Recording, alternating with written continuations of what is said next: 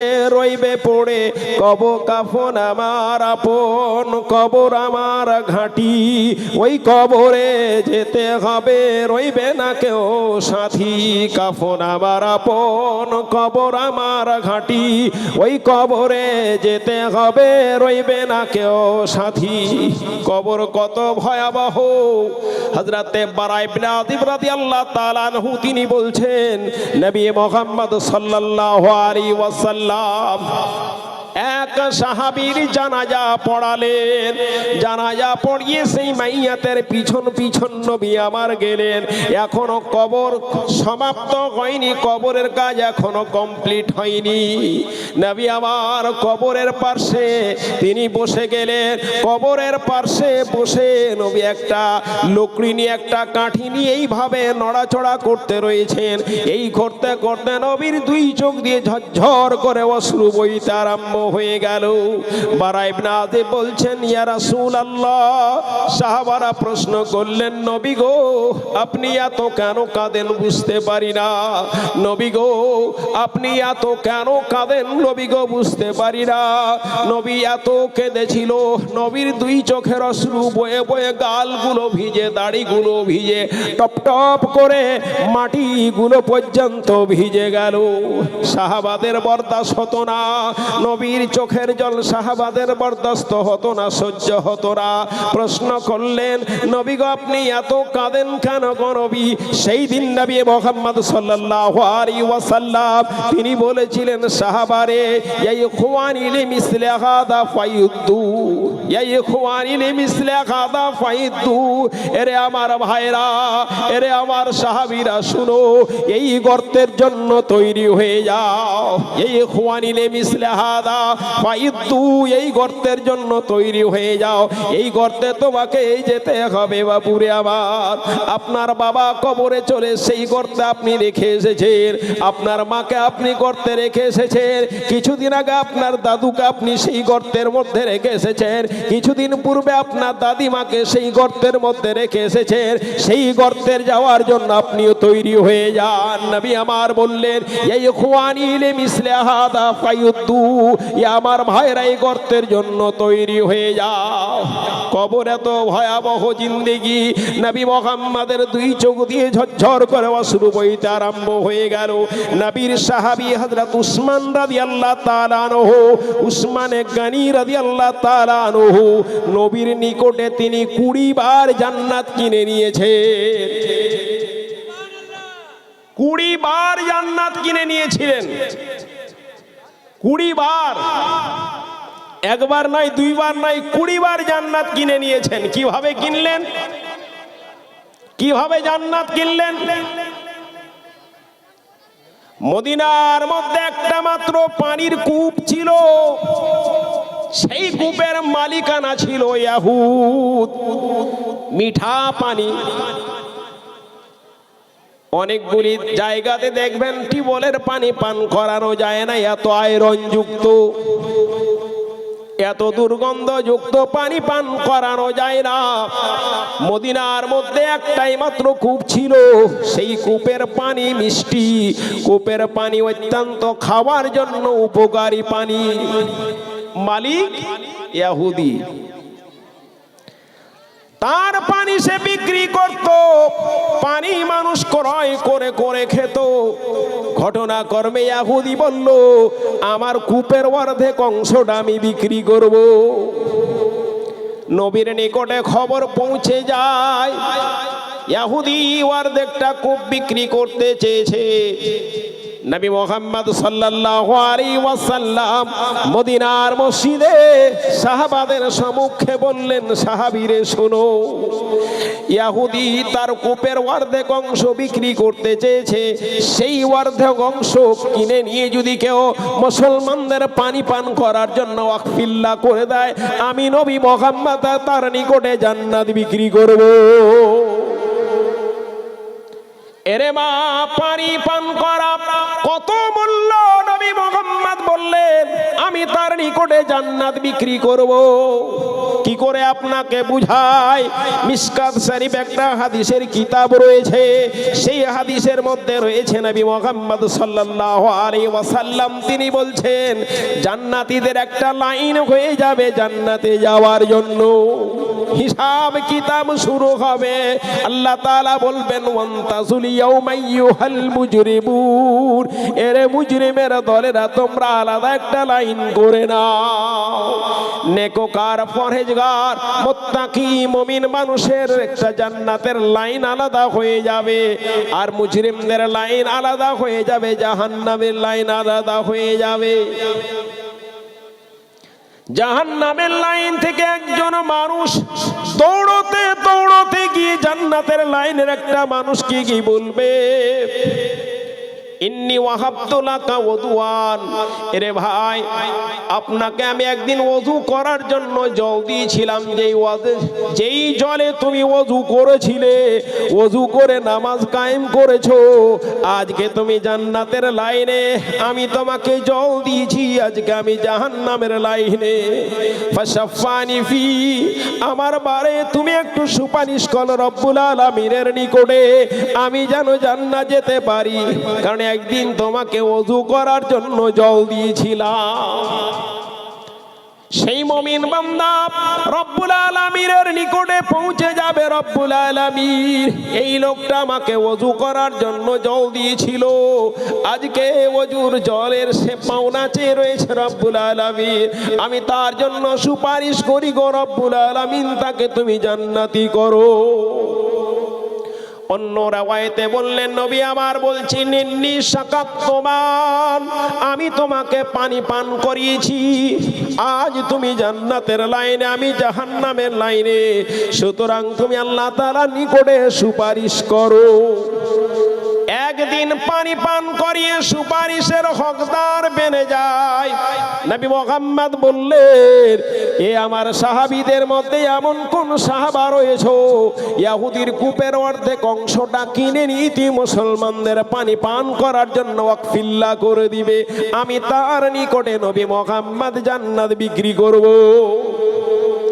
উসমানে গানি রাদিয়াল্লাহু তাআলা আনহু তিনি দাঁড়িয়ে গেলেন, ইয়া রাসূলুল্লাহ আমি ইহুদির বাকি অংশটা না, ইহুদির কূপের অর্ধেক অংশটা কিনে নিয়ে আমি মুসলমানদের জন্য পানি পান করার জন্য ফিল্লা করে দিলাম, যত পয়সা লাগবে গো নবী আমি কিনে নিয়ে মুসলমানদের জন্য পানি পানের ব্যবস্থা করে দিলাম, মদিনার মানুষের জন্য পানির ব্যবস্থা করে দিলাম। প্রথম দিন জান্নাত কিনে নিলেন, কূপ অর্ধেকটা বিক্রি হয়ে গেল, অর্ধেক কূপের মালিক হয়ে গেলেন নবী মুহাম্মদ সাল্লাল্লাহু আলাইহি ওয়াসাল্লাম। অর্ধেকটা কূপের মালিক ইহুদি, তার যেই দিন বাড়ি থাকে তুমি একদিন পানি পান করবে, আমি একদিন পানি পান করব। যেই দিন মুসলমানদের বাড়ি নবী মুহাম্মদ ঘোষণা করে দিলেন আমার যেদিন বাড়ি রয়েছে সেই দিন পানি বিক্রি হবে না, যে যত পারো পানি ব্যবহার করো, যে যত পারো পানি কিনে নিয়ে নিতে হবে না, ফিরি নিয়ে যাও, মুসলমান তুমি নিয়ে যাও, ইহুদি তুমি নিয়ে যাও, মুশরিক তুমি নিয়ে যাও, আমার যেদিন বাড়ি সেই দিন পানি একেবারে ফ্রি। মদিনার সমস্ত মানুষেরা সেই দিন পানি নিয়ে নাই, আগামী কালের জন্য পানি নিয়ে, আজকের জন্য পানি নিল, আগামী কালের জন্য পানি নিয়ে নিল। এবার ইহুদির বাড়ি কেউ পানি আর কিনতে আসে না, পানি আর বিক্রি হয় না। কিছুদিন পর ইহুদি বলল ও নবী মুহাম্মদ আমার কূপের বাকি অংশটাও বিক্রি করে দিব। নবী আমার ঘোষণা করলেন এরে সাহাবারা শুনো, ইহুদি তার কূপের বাকি অংশটা বিক্রি করতে চেয়েছে, কে এমন আছো সেই কূপটা ক্রয় করে নিবে। আবার উসমানে গানি দাঁড়িয়ে গেলেন, ইয়া রাসূলুল্লাহ আমি কূপের অর্ধেক অংশটা কিনে নিয়েছি, বাকি অংশটাও কিনে নিয়ে আমি মুসলমানদের জন্য ফিল্লা করে দিলাম, আমি আল্লাহ রসুলের জন্য ফিল্লা করে দিলাম। দুইবার নবীর নিকটে জান্নাত ক্রয় করা হয়ে গেল। একই মজলিসে তাবুকের ময়দানে নবী আবার, তাবুকের যুদ্ধের সময় নবী আবার মসজিদে নববীতে নবীর নিকটে 7 বার জান্নাত কিনে নিয়েছে। একই মজলিসে বসে একই সভাতে বসে নবীর নিকটে 7 বার কিনে নিয়েছেন। এইদিকে আপনার 2 বার, এইদিকে 7 বার 9 বার হয়ে গেল। এই করে করে নবীর নিকটে হযরতে উসমানে গনি রাদিয়াল্লাহু তাআলা আনহু 20 বার জান্নাত কিনে নিয়েছে। শেষের বার তিনি জান্নাত কিনে নিয়েছেন। মসজিদে নববীর জায়গা ছোট হয়ে গেছে, এত মুসলমানেরা নামাজ পড়ে মসজিদে নববী তার জায়গা হয় না। মসজিদে নববীর সামনের জায়গাটা ইহুদির জায়গা, সামনের জায়গাটা ইহুদির জায়গা, সুতরাং ইহুদির জায়গা। এই জন্য নামাজ পড়ার ব্যবস্থা কিছুই খুঁজে পায় না। ইহুদি বলল, ওগো নবী মুহাম্মদ, আমি আমার সামনের জায়গাটা বিক্রি করতে চাইছি। নবী আমার সেই দিন বলেছিলেন, মদিনার মসজিদের সামনের জায়গাটা কিনে নিয়ে যারা মসজিদ বানাতে দিবে, আমি নবী মুহাম্মদ তার নিকটে জান্নাত, রিয়াজুল জান্নাত বিক্রি করব। রিয়াজুল জান্নাত বিক্রি করব। উসমানে গনি সামনের জায়গাটা কিনে নিয়ে মসজিদে নববী বানাবার জন্য দিয়ে দিলেন ইহুদিকে। নবী উসমানে গনি বললেন, এরে ইহুদি শুনো, এই জায়গাটা কিনে নিতে যদি উসমানের সমস্ত মাল লেগে যেত তো উসমান কিনে নিত, কারণ এর পরিবর্তে আমি রিয়াজুল জান্নাত নবীর নিকটে কিনে নিয়েছি। নবীর নিকটে রিয়াজুল জান্নাত কিনে সেই উসমান রাদিয়াল্লাহু তাআলা আনহু কবরের নিকটে যখনই যেতেন, কবরের নিকটে গেলে উসমান অঝর নয়নে কাঁদতেন, এত কাঁদতেন। সাহাবীরা প্রশ্ন করলেন, উসমানের চাকর উম্মে হানি রাদিয়াল্লাহু তাআলা, তিনি বলছেন, ওগো উসমান, আপনি এত কেন কবরের নিকটে কাঁদেন গো উসমান? বুঝতে পারি না। সেই দিন নবী মুহাম্মদ সাল্লাল্লাহু আলাইহি ওয়াসাল্লাম তিনি সেই দিন বলেছিলেন, এরে নবীর সাহাবীরা, তোমরা কি জানো না? নবী সাল্লাল্লাহু আলাইহি ওয়াসাল্লাম তিনি বললেন, ইন্নাল কবর আউয়ালু মানাজিলিল আখিরা, কবর হচ্ছে আখিরাতের প্রথম মঞ্জিল, কবর হচ্ছে আখিরাতের প্রথম স্তর। ইন্নাল কবর আউয়ালু মানাজিলিল আখিরা মান নাজা ওয়াহিদাম মিনহুমা, যারা প্রথমেই কবরে পরিত্রাণ পেয়ে গেল, কবরে রাখার সাথে সাথে যারা কবরে পরিত্রাণ পেয়ে গেল, ফামা বাদাহু আইশারা মিনহু, পরবর্তী জীবন তার জন্য সহজ হয়ে যাবে। কবরে রাখতে রাখতেই প্রশ্ন শুরু হয়ে যাবে, মান রব্বুকা মা দীনুকা মার রাসূল। কবরে যখনই আপনার ছেলে আপনাকে কবরে রাখলো, গ্রামের মানুষেরা আপনাকে কবরে রাখলো, মাটিটা দেওয়া হয়ে গেল, ফেরেশতা এসে হাজির হয়ে যাবে, মুনকার নাকির চলে আসবে, এসে বলবে, বলো পৃথিবীতে তুমি কোন অবস্থায় ছিলে? মুমিন মানুষ যদি হয় বলবে, পৃথিবীতে মুমিন অবস্থায় ছিলাম। তাকে বলবে, ওই লোকটাকে প্রথম প্রশ্ন করবে, মার রব্বুকা, তোমার প্রভুকে। দ্বিতীয় প্রশ্ন করবে, ওই লোকটাকে। নবী মুহাম্মদকে সামনে নিয়ে এসে দেখানো হবে এই লোকটাকে। সেই দিন মুমিন মানুষেরা বলে দিবে, এটা মুহাম্মদ রাসূলুল্লাহ সাল্লাল্লাহু আলাইহি ওয়াসাল্লাম। মাহাদার রাজুল, এই মানুষটাকে। এই প্রশ্নের উত্তর যখনই দিয়ে দিবে, নবী মুহাম্মদ সাল্লাল্লাহু আলাইহি ওয়াসাল্লাম বলছেন, ফেরেশতারা তার কবর থেকে একটা কানেকশন তৈরি করে দিবে জাহান্নামের।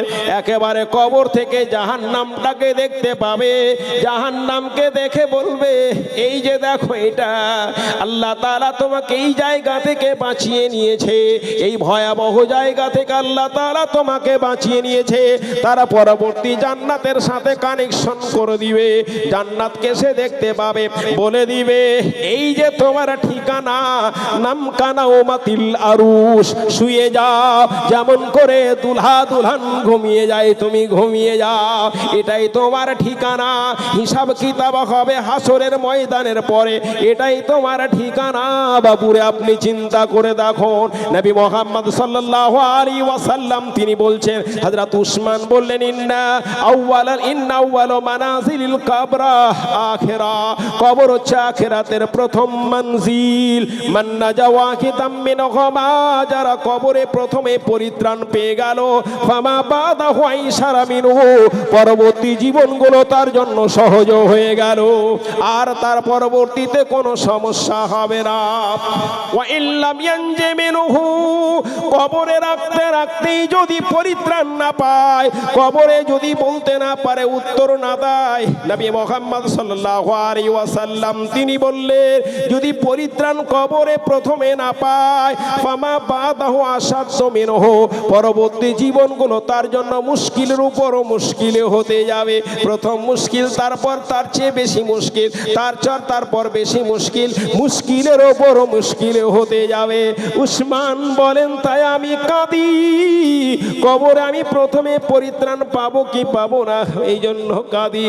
কবর কত ভয়াবহ, কবর মুমিন মানুষকে ছাড়বে না, কবর মাওলানাকে ছাড়বে না, কবর পীর সাহেবকেও ছাড়বে না, কবর হাজী সাহেবকেও ছাড়বে না, কবর কোন মানুষকেও ছাড়বে না। নবী মুহাম্মদ সাল্লাল্লাহু আলাইহি ওয়াসাল্লামের প্রিয় সাহাবী হযরতে সাদ ইবনে মুআয রাদিয়াল্লাহু তাআলা আনহু